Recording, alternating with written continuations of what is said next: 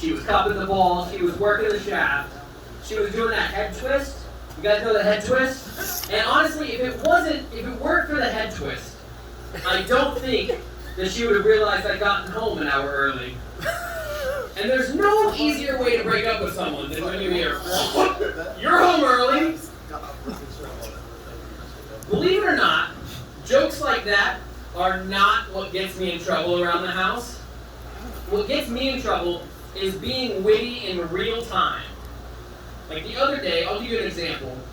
We're at the house, we're hanging out, and my cat is hanging out in the kitchen with us, and he makes this adorable little noise. He rolls over and he makes a tiny little mew. So I turn to her and I say, "Oh my God, did you hear the cute noise that he just made?"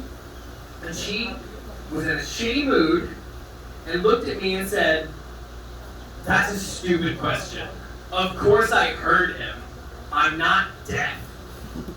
Well, 20 minutes later, after she had something to eat, she nudges me and points at him being cute in the laundry basket and says, "Oh my God, do you see how cute he's being right now?"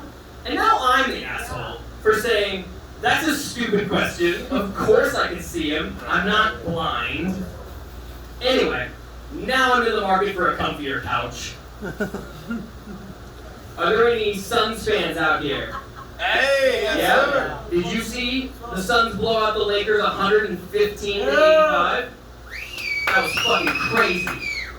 What's insane, for those of you who might not know, the Lakers are supposed to be one of the best teams in the league because they have LeBron James on their team. that motherfucker. Yeah.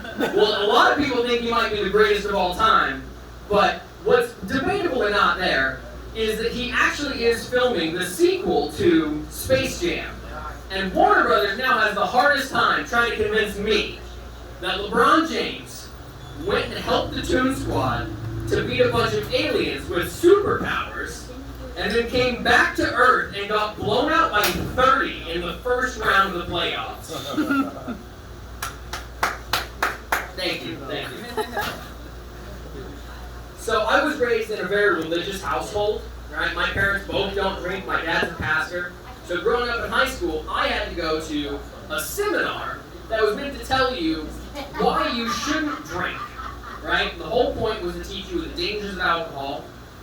And at this seminar was one of the people that, I gotta say, the hardest person I've ever had to look at. She was a survivor of a head-on collision with a drunk driver, right? Apparently her face had gone into the dashboard because the airbag failed to deploy. Just all kinds of mess up here. Surgically reattached. Her job was to sit down and talk to high school kids about the dangers of driving drunk and how your judgment is impaired, your reaction time's slower. And to illustrate her point, she brought a pair of beer goggles. And she had all these high schoolers line up, put the goggles on, and try to walk a straight line. Right? I'm standing at the back of the line, watching all these guys trip and fall, falling off the line, can't walk a straight line. The whole time I'm thinking, this is easy. How are you guys failing at this?